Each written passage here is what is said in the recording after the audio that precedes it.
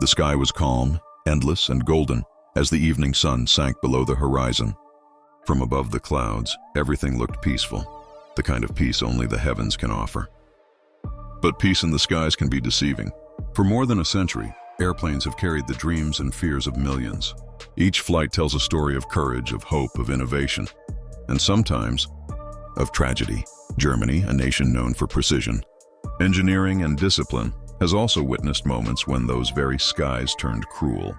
When human error, nature, and fate collided to remind the world that no machine, no matter how advanced, is beyond failure. These are the stories of the darkest days above German soil. Moments that shook a nation, changed aviation forever, and left lessons written in smoke. It was August 14th, 1972. The Cold War had divided a country, and even the airways were split between East and West. That morning, Interflug Flight 450 prepared for takeoff from East Berlin. On board the Tupolev Tu-134 were 156 people, families, workers, and young students heading toward Leipzig. The engines roared to life, and as the aircraft lifted off the runway, no one could have imagined that within 20 minutes, every single one of them would be gone. The first sign of trouble came at cruising altitude. A small red light blinked on the control panel, a warning of fire in the rear cargo hold. The captain checked the gauges, uncertain. Seconds later, a smell of smoke drifted through the cabin. The fire was hidden deep within the fuselage, started by a tiny leak in a hot air duct that had ignited insulation materials. The crew fought to control the situation, declaring an emergency. Mayday. Mayday, this is Interflug 450. We have fire on board. Request immediate landing. The captain's voice trembled across the radio. Copy that. Interflug 450, turn left heading 240. Prepare for approach, came the reply, but it was too late. The heat melted critical control cables. The pilots pulled desperately at the yoke, trying to turn back toward Berlin, but the aircraft began to shudder violently. Smoke filled the cabin. Passengers screamed, coughing, clutching their children. A flight attendant tried to calm them, her voice lost in chaos. Then came a deafening sound. The tail section broke away, the aircraft spiraled, and in seconds, the night sky was torn apart by fire. Witnesses below saw a glowing streak descending through the darkness, followed by silence. There were no survivors. The investigation would later reveal that the fire had started minutes before any warning reached the cockpit. Outdated safety systems, poor insulation, and delayed response turned a minor malfunction into a catastrophe. Flight 450 became the deadliest accident in German aviation history, forcing engineers in the East to confront hard truths that ideology could not protect them from physics. But the skies had more to teach, and only a year earlier. Tragedy had already struck the other side of Germany. September 6, 1971. Paninternational Flight 112 was a routine flight from Hamburg to Malaga, Spain. The weather was perfect. Passengers chatted, smiling as the engines roared to life. The captain, a veteran pilot, guided the BAC-111 jet down the runway. Just seconds after takeoff, something went horribly wrong. Both engines failed. The co-pilot's voice cut through the cockpit. "We've lost thrust. Both sides." The captain stared at the gauges in disbelief. "Check water injection," he ordered. But the problem wasn't in the cockpit. On the ground that morning, maintenance crews had made a deadly mistake. The water injection system, designed to cool the engines during takeoff, had been filled not with water, but with jet fuel. The system ignited instantly, sending flames through both engines. The aircraft began to glide powerlessly. The pilots looked ahead. Below them, the Elbe River, forests, and a stretch of the Autobahn. The captain made a desperate choice. He aimed for the highway, hoping to use it as a makeshift runway. For a moment, it seemed he might pull off the impossible. But the right wing struck an overpass. The fuselage broke apart and fire erupted. 22 people were killed instantly. Dozens more were injured, trapped in burning wreckage. The cause was simple but devastating. A mislabeled tank, human error in the most literal form. The disaster led to sweeping changes in maintenance safety standards, forcing every airline in Europe to implement double verification systems. 14 years later, on the other side of the divided nation, fog hung heavy over Munich. It was December 17, 1960. A U.S. Air Force C-131D Samaritan lifted off from Munich Riem Airport, carrying servicemen bound for home. Within minutes, one of its engines sputtered. The pilots tried to stabilize it, radioing air traffic control for permission to turn back. But the contaminated fuel that caused the failure also drained the remaining engine's power.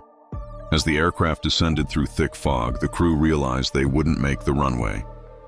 The plane clipped the steeple of St. Paul's Church, then crashed into a busy Munich street, slamming into a crowded tram. Flames engulfed everything in seconds. 52 lives were lost, 20 aboard the plane, 32 on the ground. The scene was chaos and silence all at once. The sound of sirens, the sight of snow falling over burning wreckage. For Munich, the disaster was deeply personal.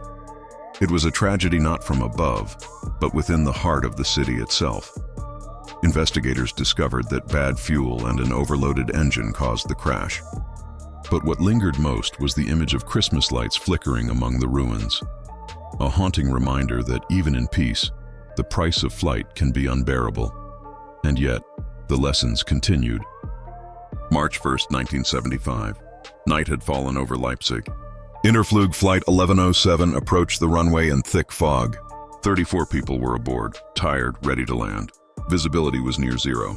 In the cockpit, the pilots relied solely on instruments, or so they thought. Maintain altitude 300 meters until beacon, air traffic control instructed. Roger, replied the co-pilot. But somewhere between confusion and exhaustion, the descent began too early.